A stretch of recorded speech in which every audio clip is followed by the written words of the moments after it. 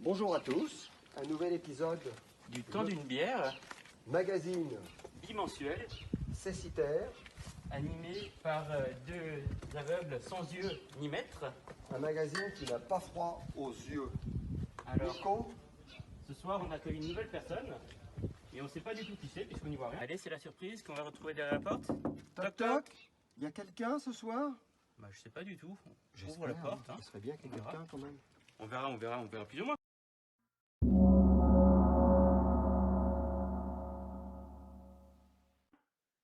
Oui, bonjour. Salut Jean-Pierre et Nico. Ah, C'est bonjour. Bernard. C'est vous, c'est Bernard? Oui, C'est toi qui va nous amener qui va nous amener en bateau dans cette émission? Il va nous mener en bateau. voilà, ouais. On va Ah, faire un tour bon. en bateau. Est-ce que C'est tu ma pourrais, bière, hein. parce que vu mon grand âge, est-ce que tu pourrais me rafraîchir la mémoire où on s'est rencontrés?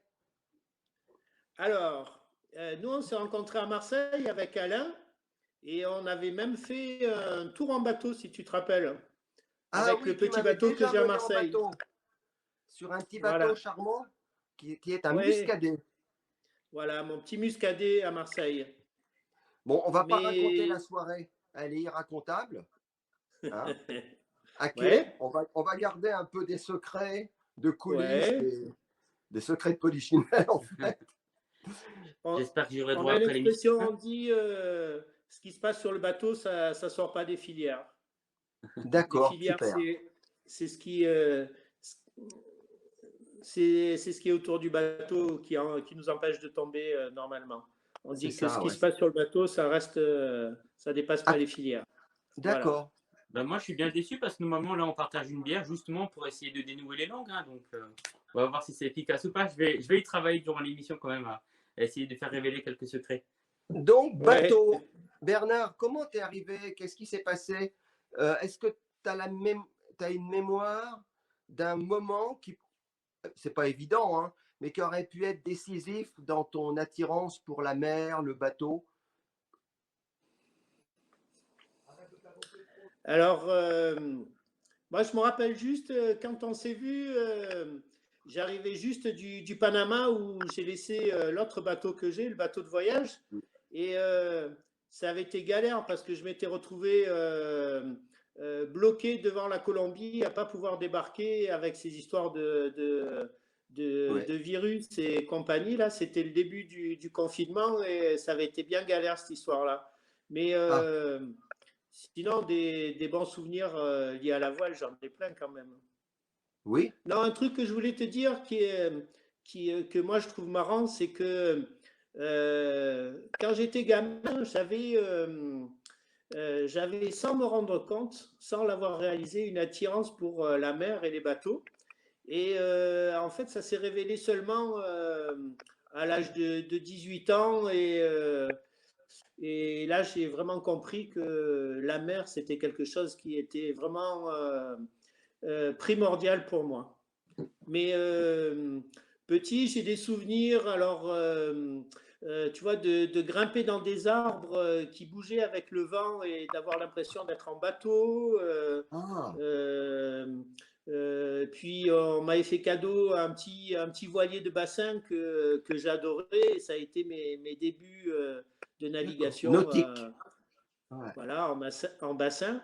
Et mes parents sont pas du tout maritimes et je n'avais pas spécialement d'attirance pour le maritime. J'avais plutôt peur de nager, de mettre la tête sous l'eau, tout ça. J'avais pas cette attirance-là. Ça s'est révélé, mais plus tard. Donc, à défaut de nager, tu as préféré aller sur le bateau pour te sentir plus en sécurité, quoi. Voilà, je préfère être sur l'eau, ouais. Ouais. Sur l'eau, au sec, on va dire. Au sec, voilà. Installé et avancer, sentir les mouvements les mouvements de la houle, le vent et tous ces éléments qui font qu'on adore la voile. Je suppose, oui. Moi j'ai pas une grande pratique. Hein. J'ai fait quelques fois du voilier, mais j'ai pas une très grande pratique. J'ai vécu sur un voilier plusieurs mois, mais qui était amarré. en Calédonie. Oui, donc ton bateau est actuellement à Panama, donc il n'y est pas allé tout seul par l'opération du Saint-Esprit. Tu nous racontes un petit peu, parce que moi j'aimerais bien dans cette émission que tu nous parles, mais un peu après, comment, parce que bah, là on sait comment on vit dans une maison, comment on s'organise. J'imagine qu'il y a une organisation spécifique dans un bateau au quotidien quand on est nomade des mers, n'est-ce pas, ce qui est quand même un peu ton cas. Mais avant tout, j'aimerais bien savoir comment ton bateau il est arrivé à Panama. Alors, ce bateau, je l'ai acheté dans les Antilles il y a quelques années. Ouais. Et du coup, moi, j'ai profité d'être à la retraite pour avoir un peu plus de temps à passer sur la mer. Ouais. Et l'année avant d'acheter ce bateau, un copain m'a proposé de refaire une transat, de faire une transat avec lui. On a convoyé un bateau depuis on est parti de Malaga et on l'a amené dans les Antilles. Et j'avais déjà fait ça il y a longtemps, là, une transat. J'ai retrouvé ce plaisir d'être en mer longtemps avec cet ami qui est un super capitaine. Et du coup, on a fait la traversée, on est arrivé aux Antilles. Et aux Antilles, moi, je suis resté quelques temps. Et puis, ça m'a vraiment donné envie d'avoir un bateau pour balader d'île en île dans ce coin avec ce climat si agréable. Mhm. Et donc, je me suis mis en quête d'un bateau. Et j'ai trouvé un bateau au marin en Martinique. Et depuis, ça fait 4 ans que je l'ai. Et depuis, je passe entre 6 et 8 mois à bord. Et en général, je reviens l'été à Marseille, retrouver la famille, les amis. Et, D'accord. et quand il recommence à faire un petit peu frais, j'ai envie de repartir là-bas à naviguer. Alors, juste un petit détail, il y a Julien qui me fait remarquer, notre ami et technicien, qui est aux manettes, qu'il a vécu au marin. Il a travaillé au marin pendant des années. Ah, C'est amusant quand même. ouais. Ouais. Donc, oui, on va rentrer dans le vif du sujet. Si tu as des petites anecdotes de voyage, elles sont vraiment bienvenues, si tu as envie. Mais si tu as envie aussi de nous parler de la manière dont on vit sur un voilier, parce que c'est quand même. Moi, je sais que le voilier, je te dis, je l'ai pratiqué en général 2 jours au maximum. Tu vois, donc, je ne sais pas ce que c'est qu'une vie à bord d'un voilier sur du long terme. Oui. Alors, vous avez déjà invité pas mal de voyageurs dans vos émissions. Là. Oui. Oui. J'ai pu en suivre pas mal. Mais c'est vrai que le voyage en bateau, c'est quand même quelque chose de particulier. Et c'est aussi déjà complètement différent de la sortie à la journée ou des petites vacances, euh, genre aller en Corse pour Oui. 15 jours, 3 semaines et rentrer. Voyage, c'est vraiment autre chose. On n'aborde pas le bateau de la même façon. Alors déjà, moi, ce que j'avais envie de vous raconter, c'est je cherchais un bateau. Je voulais un bateau adapté à la vie un peu au long terme. Et du coup, celui qui m'a décidé, c'est déjà par photo. Et voilà, je vais vous montrer cette photo. Oui. Ce qui m'a donné l'envie, c'est cette photo qu'on voit à l'écran. Et du coup, ce qui caractérise ce bateau, c'est que c'est un petit bateau qui fait 10 mètres, qui est très lumineux, qui a des petits hublots qui permettent de voir la mer de partout autour et qui n'est pas cloisonné. C'est-à-dire on a une sensation de volume qui est vraiment agréable. Parce que des fois, le danger sur les petits bateaux, c'est d'avoir des espaces tout petits où Des petites cabines. on a du mal à se bouger. Là, on a un sentiment d'espace et de lumière qui est vraiment appréciable. Et puis, mine de rien, il y a une grande cuisine en U et quand on est en voyage, on fait quand même la cuisine plusieurs fois par jour. C'est pas comme quand on est sur des petites navigations où des fois c'est un peu pique-nique, c'est un peu resto le soir ou des choses comme ça. Là, c'était aussi un argument. Et Donc, il y a cette cuisine qui est vaste. Après, la partie carrée où il y a des banquettes et une table. Et devant, on appelle ça un libreton. C'est la couchette, elle est ouverte sur le carré. Mais un petit bateau, on ne peut pas avoir une intimité totale.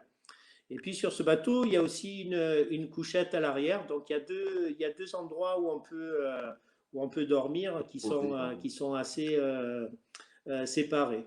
Et puis un bateau, c'est encore plus quand on est sur la Caraïbe. C'est la partie extérieure qui est quand même primordiale.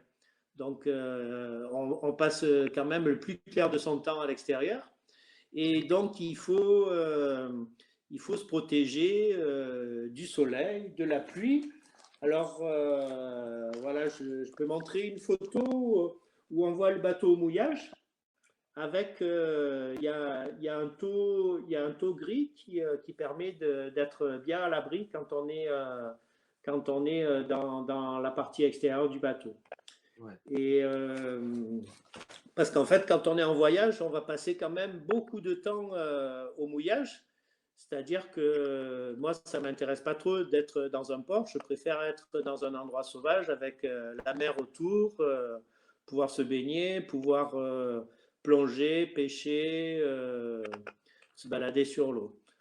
Le port, c'est un petit peu, c'est l'escale de temps en temps qui permet de se ravitailler. Il faut se ravitailler en eau, par exemple, quand même assez régulièrement.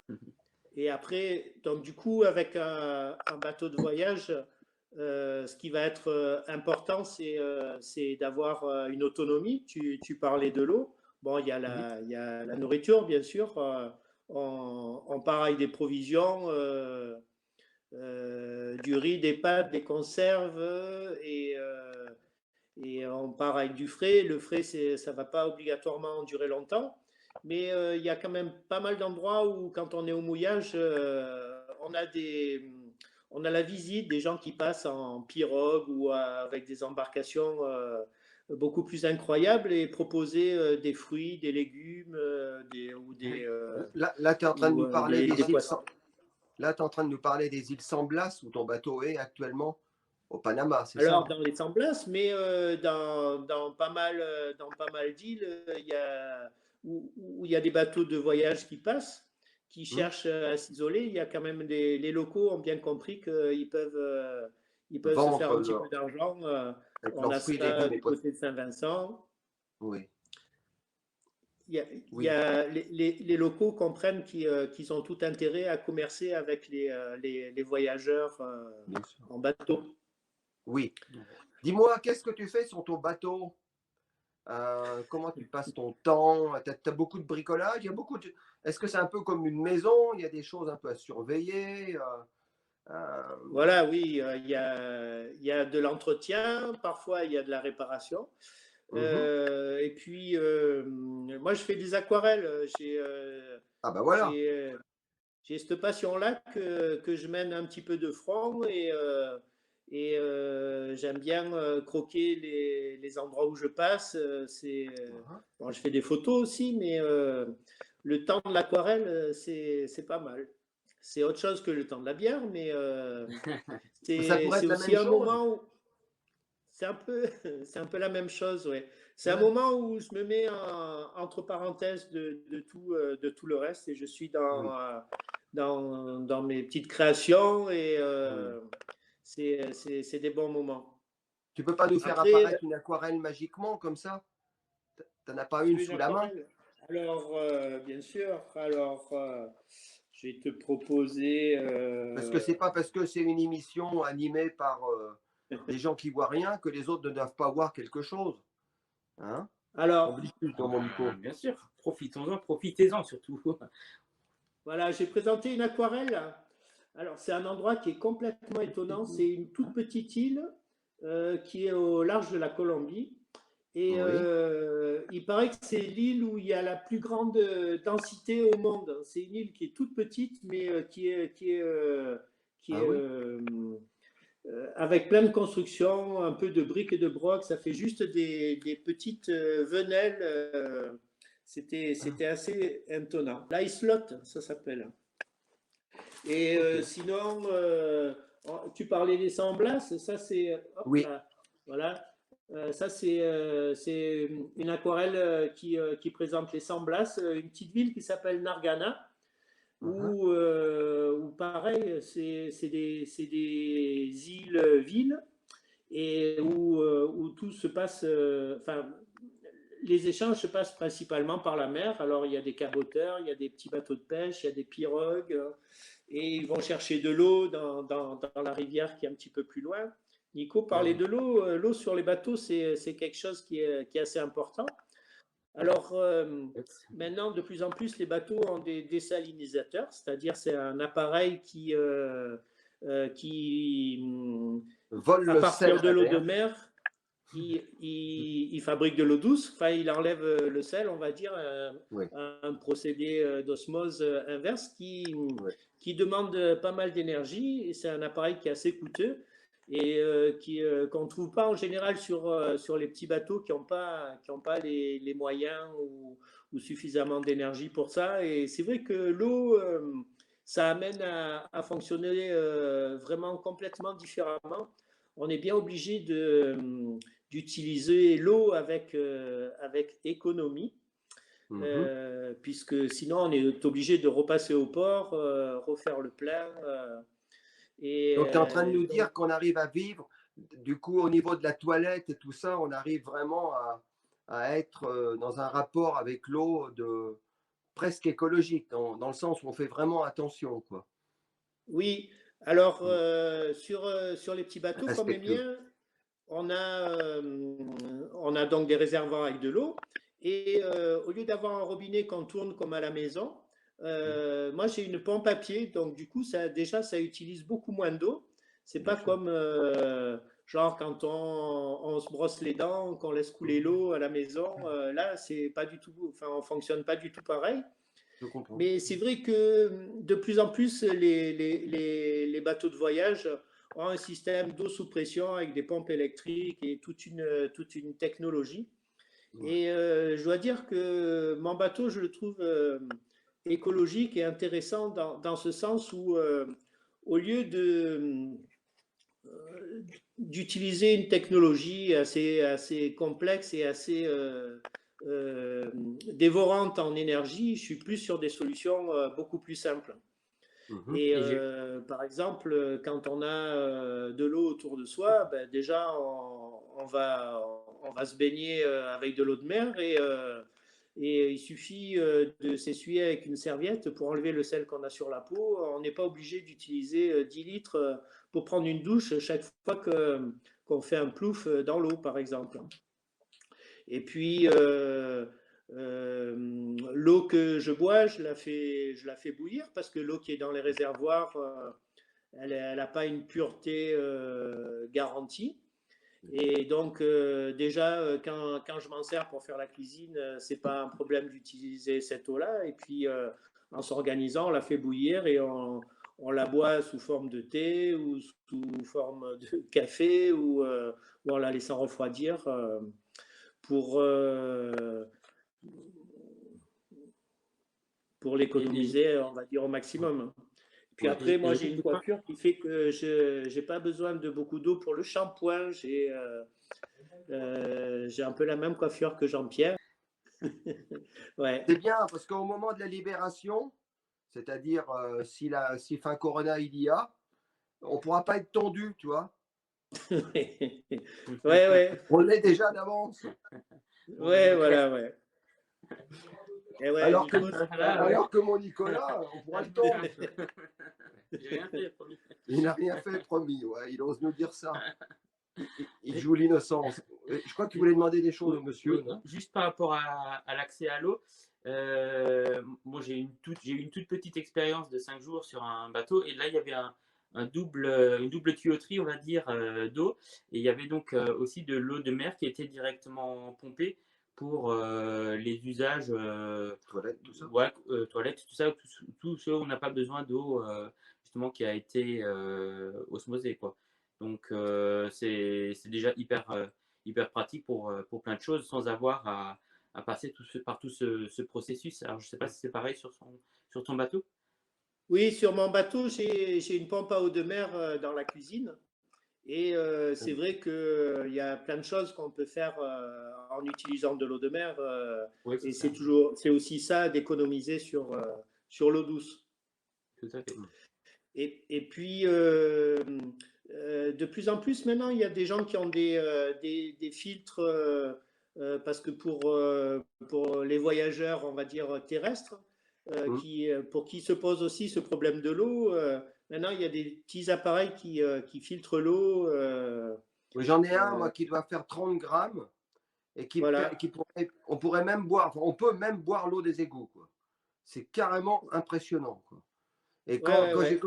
quand j'ai voyagé au début en mode réellement aventure, j'étais au Soudan, dans ces régions-là, que j'avais 20 ans, on avait un filtre à eau parce qu'on ne pouvait pas se payer de l'eau minérale. De toute façon, il n'y en avait pas, c'est simple. Et quand j'ai remonté tout le Nil Blanc, eh ben, écoute, on avait une céramique qui faisait presque 1 kilo.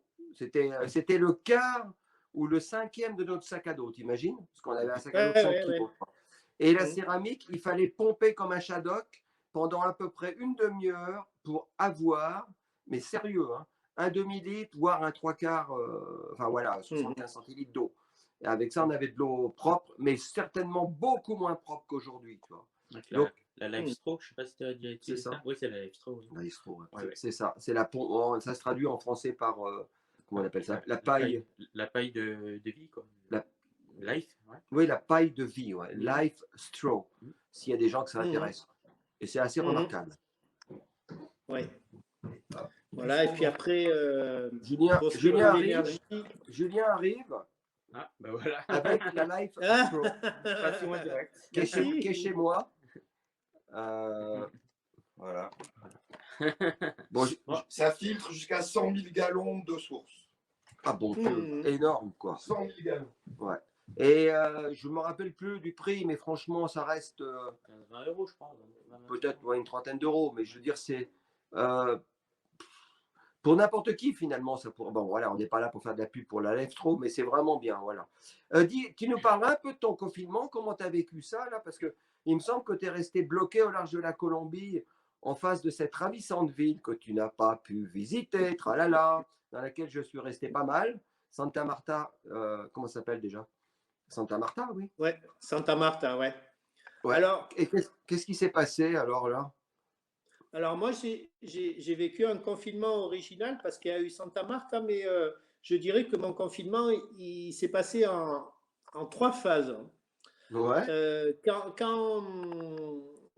Quand les mesures de confinement ont commencé à se mettre en place, j'étais dans les San Blas, dans l'archipel des San Blas. Et petit à petit, se poser la question de rester ou de partir, de trouver... on avait du mal à imaginer combien de temps allaient durer ces histoires-là. Il y en a qui pensaient qu'on pouvait attendre là, ou il y en a qui se disaient il faut trouver des solutions. Donc je suis resté un petit peu dans les San Blas où du coup on était contaminé, je dirais, par toutes les infos qu'on entendait de tous les côtés. On avait un peu du mal à croire à ce qui nous tombait sur le nez. Et puis, donc la deuxième phase du confinement, ça a été de partir vers la Colombie avec le projet de rejoindre les Antilles avec un ami sur son bateau. Et puis, c'était pas la saison idéale pour faire ça, c'était peut-être pas le bateau idéal, c'était pas la préparation idéale. Bref, on s'est retrouvé bloqué devant Santa Marta. On était au mouillage devant la ville et on n'avait pas la possibilité de débarquer. Ah ouais. Il fallait passer par les services d'un pêcheur qui amenait les commandes nos commandes de bouffe, de frais.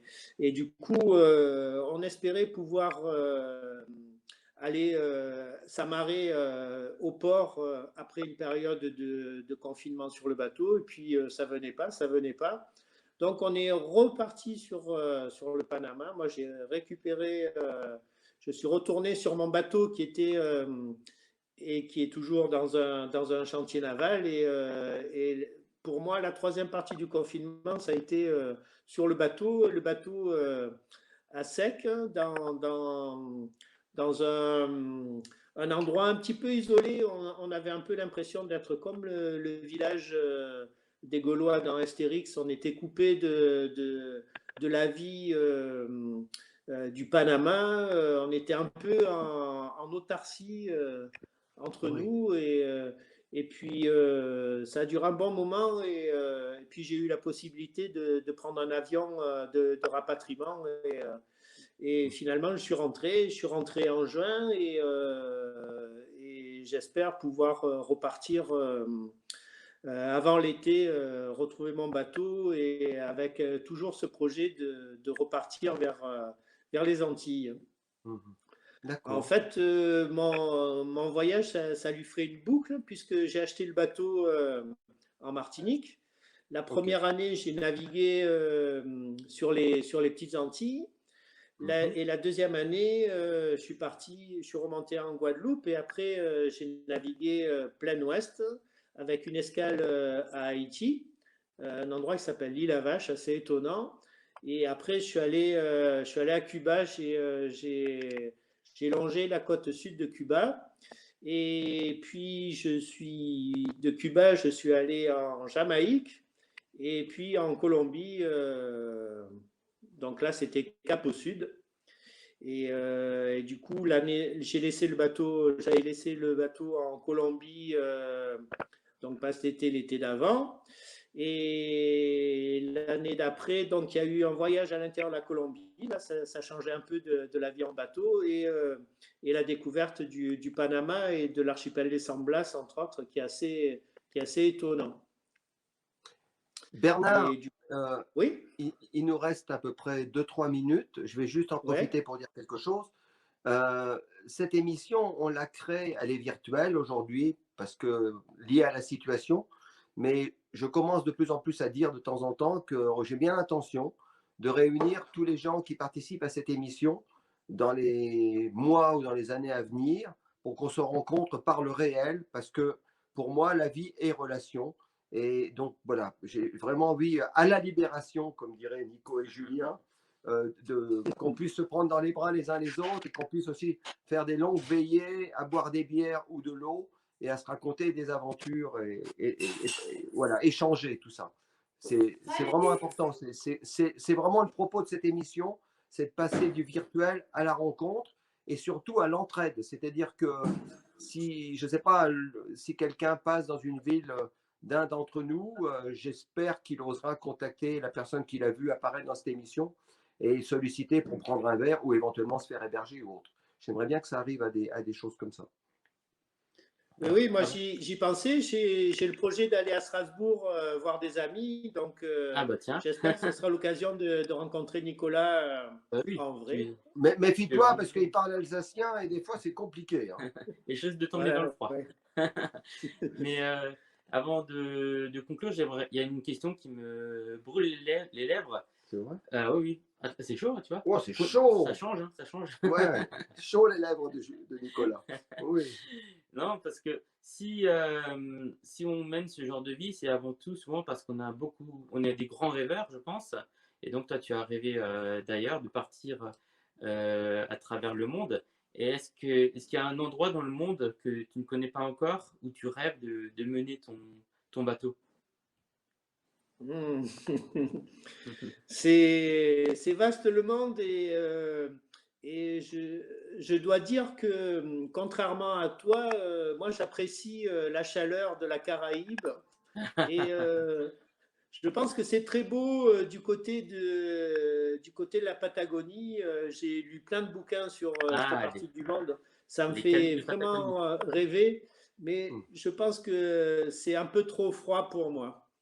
Et après, dans les zones plus tempérées, il y a le Pacifique qui qui fait rêver. La plupart des bateaux qui sont au Panama, après, passent le canal et partent dans le Pacifique. Mais je ne sais pas si je vais le vivre en vrai, mais ça, tous ceux que j'ai rencontrés qui sont allés, ça fait rêver, quoi, ces coins-là.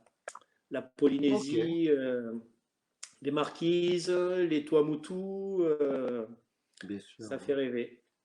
Bon, ben, tu sais que on se voit la semaine prochaine, normalement, Oui, dans oui. 15 jours, Voilà, avec on un va certain naviguer. Alain Diacono. On ira Voilà. voir le bateau, au moins. Oui, puis bon, on va tâcher de naviguer, au moins de refaire apéro sur le bateau. Bon, ben, super. Ben, une bonne conclusion. L'apéro sur le bateau à Marseille de notre ami Bernard, un bateau qui est un muscadet. Donc voilà, ça invite à bord de l'eau. Faudra organiser un jour le temps d'une bière depuis un bateau, ça serait une bonne idée. Ça serait super sympa. Ah, ouais. Ouais. Ah, on pourrait, Bernard, hein. Oui. Bernard, on te remercie infiniment Pour cette Eh belle ben, émission. merci à vous. et j'espère que À bientôt pour aussi découvrir d'autres personnes passionnées, passionnantes, comme il y en aura dans les d'autres, autres il y en a plein. émissions qu'on a déjà vues.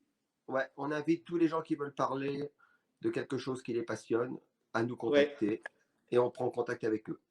Ciao à super. tous. On vous revoit Bonne dans 15 continuation. jours. N'oubliez Excellente pas soirée. le temps d'une bière. C'était le temps d'une bière. It was a time for a pint. Fue el momento de la cerveza. Es war Bierzeit.